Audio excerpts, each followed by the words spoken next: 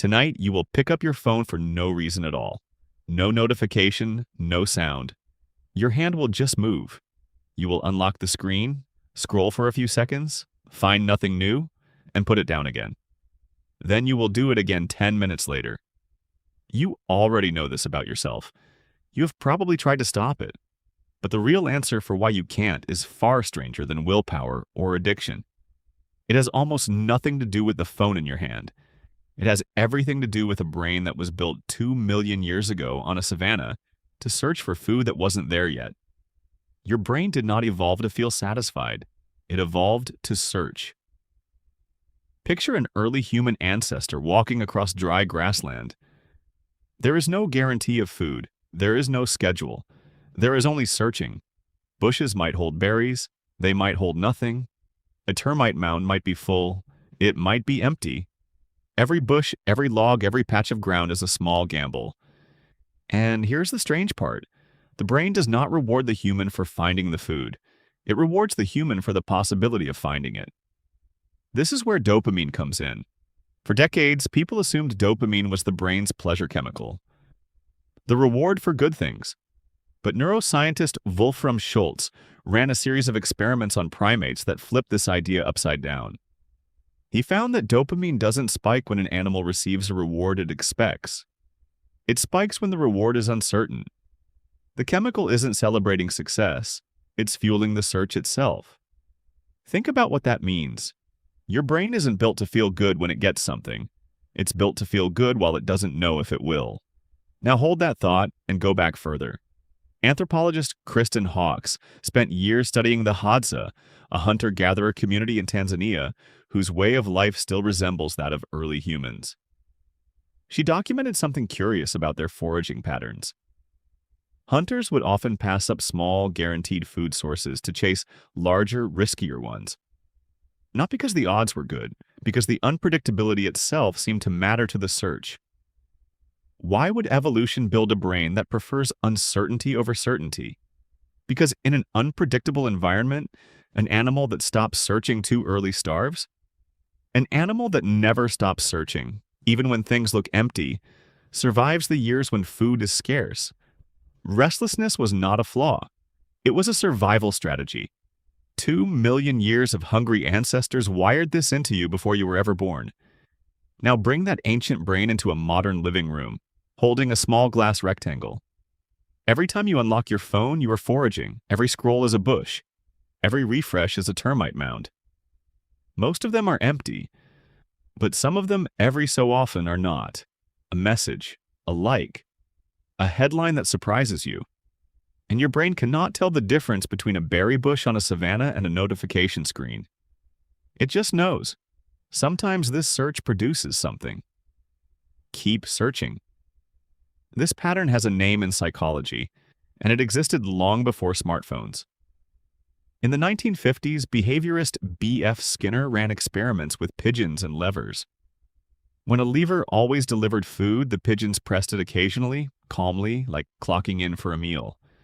But when the lever delivered food unpredictably, sometimes on the first press, sometimes not until the 40th, the pigeons pressed it obsessively.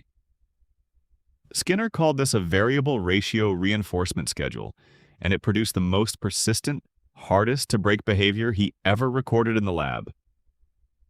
Your phone runs on the exact same schedule. Not because someone designed it maliciously, though many have studied and refined it, but because it accidentally recreated the oldest reward system your brain has. Unpredictable. Occasionally rewarding, never quite satisfying enough to make you stop.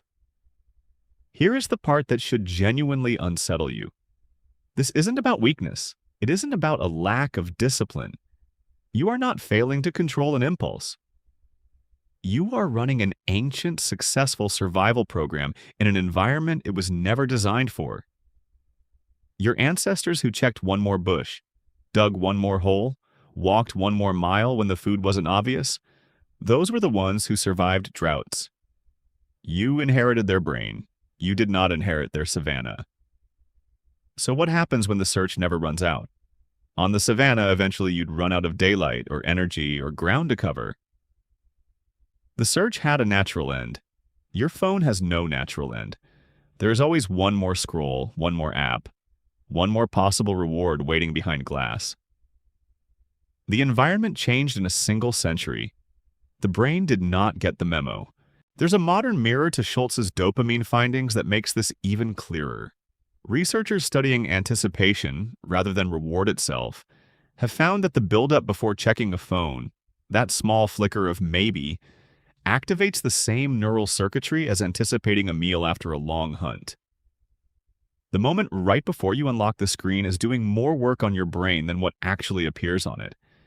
That's why the checking rarely satisfies you the way you expect it to.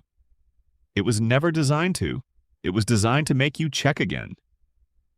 This also explains something people notice but rarely name. Boredom feels almost physically uncomfortable. Stillness, quiet, an empty moment with nothing to search can feel harder to sit with than stress. That discomfort isn't a personal failure either. An idle forager on the savannah wasn't resting. An idle forager was falling behind. Your body still treats stillness as a kind of danger signal, even when you're sitting safely on a couch. Understanding this doesn't hand you an excuse. It hands you something more useful. Insight.